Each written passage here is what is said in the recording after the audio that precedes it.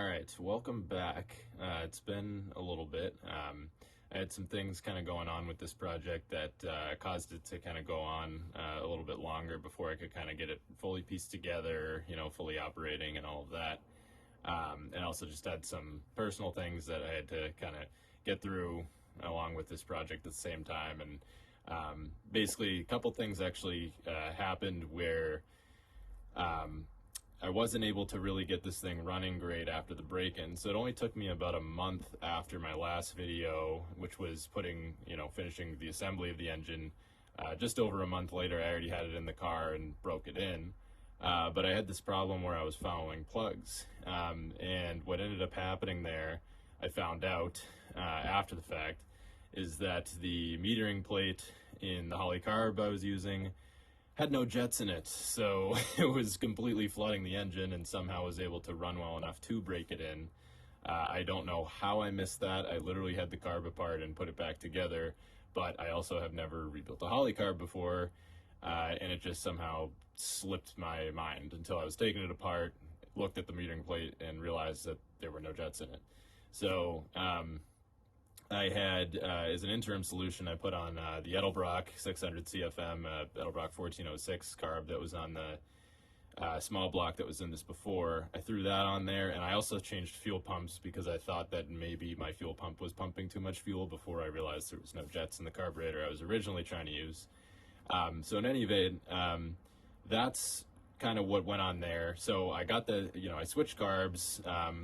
I didn't have an air cleaner for that one that would fit under the hood, and so I just kind of had some things that were, preventing me from kind of, finishing it. And but in any event, it's done now. I've already broken it in over 1,000 miles so far. No issues, no cam lobe wiping out or anything like that. But just to kind of at least show you the state of things. So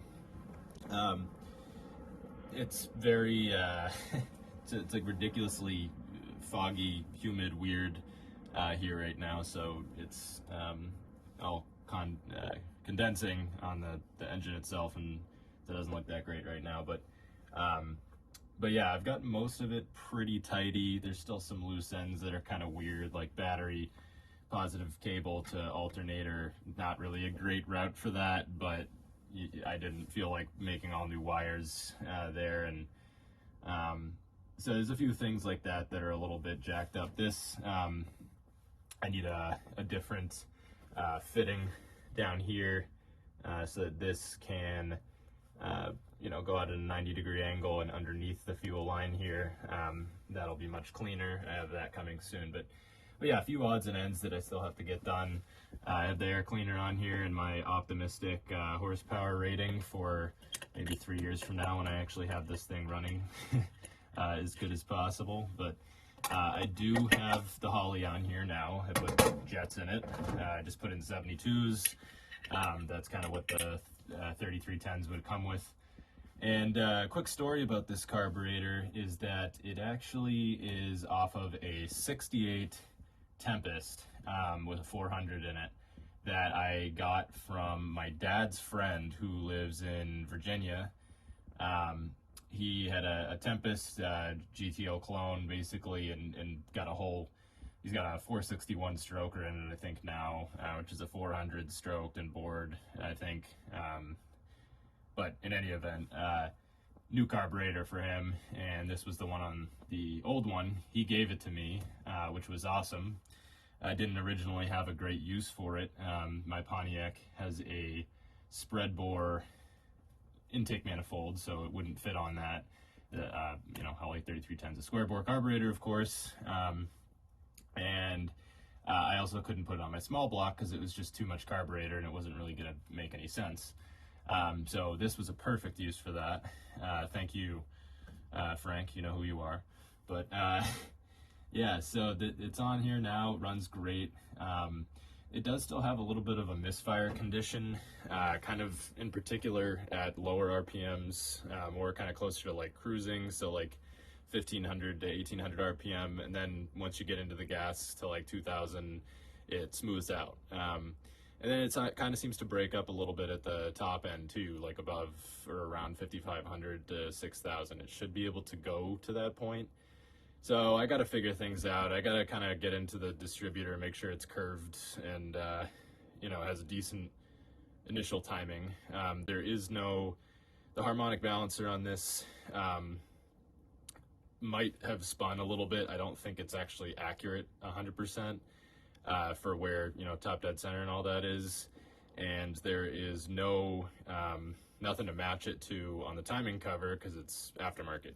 So initial timing is a complete guess. I've been kind of messing around with it in the break-in and adjusting it a little bit, seeing how it affects drivability, and I have it roughly where I think I want it, but still have more work to do there though.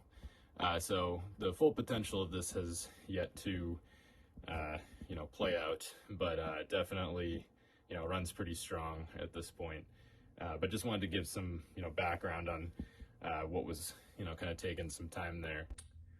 Okay, well, from the fiasco from the other day, where I almost burnt the whole car to the ground and destroyed the engine because it was running with no oil, I did find out that my main starter cable power line here got completely shorted out against the exhaust header, as you can see there, and it has actually welded itself to the header, I think. So I'm an idiot for that, but it really didn't look like when I was installing the header that was happening at all. I thought I actually even checked that, and because it asked me how I would think to check it. I did have a similar thing happen one time on the Pontiac, but yeah, so I gotta get rid of that, get a new ring terminal on there, and just have to wait for my new brake-in oil to come in because that all leaked out. New oil filter adapter because I found out that's where the oil was leaking from, and then I'll be ready to go again. But for now I'm just gonna get new battery since I shorted it out and kind of cooked it. New terminal there, and yeah.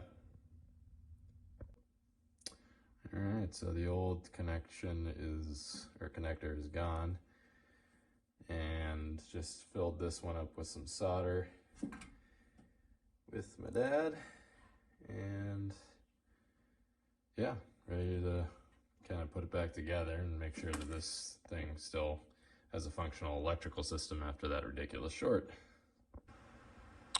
All right, I'm adding brake-in oil to this for the third time because of the 2 past leaks. The other one was not on film, I must say, but that was before the engine was in the car. So adding that, and then I'm going to start it up again and pray that the braking goes well.